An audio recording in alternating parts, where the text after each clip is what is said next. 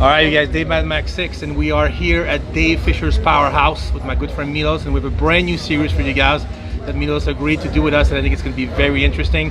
Milos, I think we're going to call it Milos's Frame of Mind. And what the series is going to be about is basically all kinds of subject, current event, things that are happening as we go. And then we're going to ask your opinion, maybe like once a month, about something that's going on in the news and how you feel about it. I know you always have a lot of strong opinion on what's going on. So we're going to give you a platform to talk about it, and it'll be free for all, and whatever you want to say, no holds barred. It is perfect, because I'm opinionated.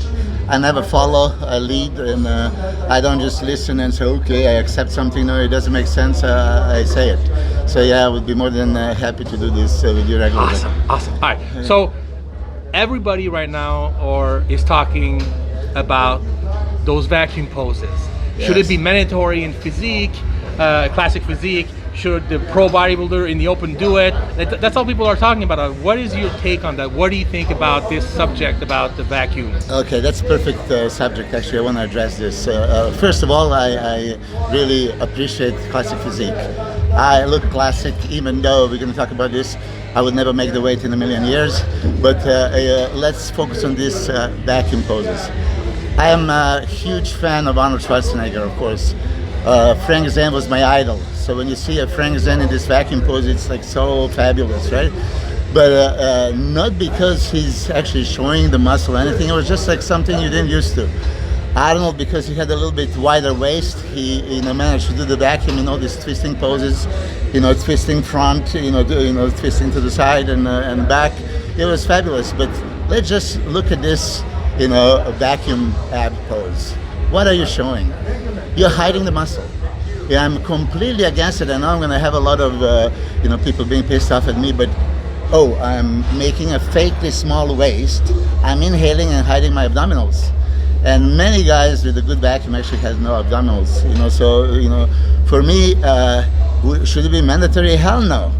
They start talking about it because a lot of guys had a bubble butt, and they said, like, so then Arnold mentioned vacuum. He was practicing back in the day. He was practicing, to have a smaller looking waist. Tony Pearson did, wonderfully in his all posing routines. If you remember, he would do, vacuum from the side and turn around, and he would flex the abs, and he had perfect abs. But for me, vacuum pose, it's excuse my language, but bullshit. It's just like as Khabib Nurmagomedov says, number one bullshit. Yes. All right. So you don't agree with everybody else, and I'm glad you said it, because coming from you, most people would think that because the way you look. Oh yes, we should. I like classic. I like aesthetics, and let's bring another subject that is very important. There was a guy that trained with me, Paulie from New York. He had a T-shirt from Reagan Grimes, too big for classic. Who on earth came up with the formula that there's so many inches and so many pounds? I mean, did I look classic back in the day? Many people, a poster child for classic physique. Well, I was lying that I was 5'11". I was really 5'10". Oh, are you my height? Okay. Yeah, and because once in the army I measured 179, but that was a mistake probably. So I would like to say that I'm taller. It's better for girls. He's also tall. But I was 237. I would never make the weight. No. And the classic look that I had was 25 pounds overweight, and I had many guys. They come to me and they look fucking perfect, excuse my language, but then they have to drop 20 pounds just to make the weight. Why? And then, who came up with this? Is this medically, scientifically, biologically made formula that, shit, you're mesomorphic, you have a big bone structure, you're going to be overweight with 0.5 grams of muscle. Yeah. It's really, so I would like to address this. Do we want a classic look? What did we bring classic look? For aesthetically pleasing physiques, because they were pushing these mass monsters for a while.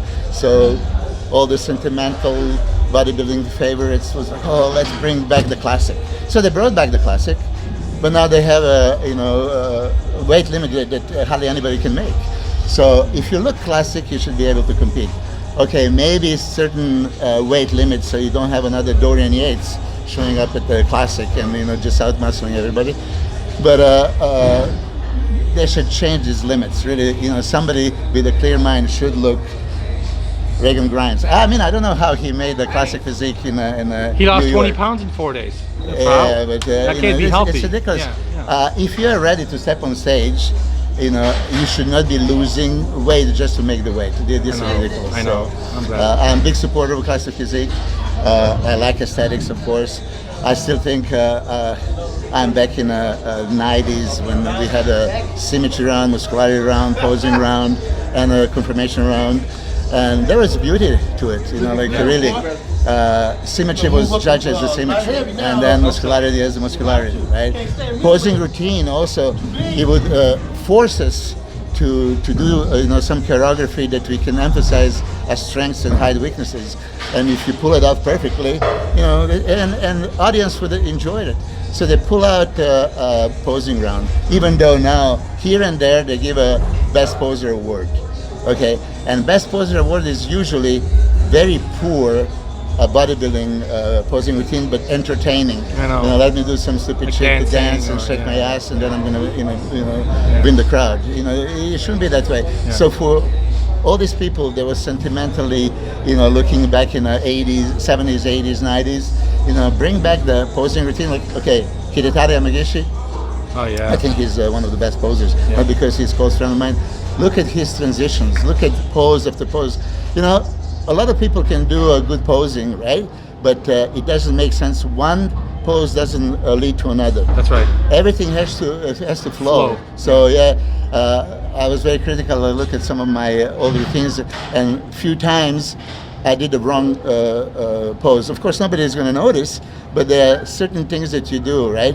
You go with the, you know, human eye. You go something up, something down, one side, other side, flow, like a water, right? So it is this. But getting back to the classic physique, yeah, I really, really like discussion about that. What are you showing with the back in pose? Fake waist that you don't have. You know, why don't we then do everything else? So like try to hide every other muscle. You know, so. Yes, it's good to basically have people being able to control and maybe suck up, but tighten up the abdominals. Yes. You know, glue it to the spine, show this deep separation. That's one thing. But by inhaling, what are you showing? Ribs? Hell yeah! Rib bodybuilding. You know, so it's Not rib. muscle. Rib. Rib, yeah, that's what I meant. You know, sorry about my accent. No, you did the right thing, but you could, yeah, exactly. Yes. So. Well, I'm glad you weighed on this because I think a lot of people are going to be interested to know what you thought about it. Yes. And that's awesome. And thank you so much, Milos. Thank you.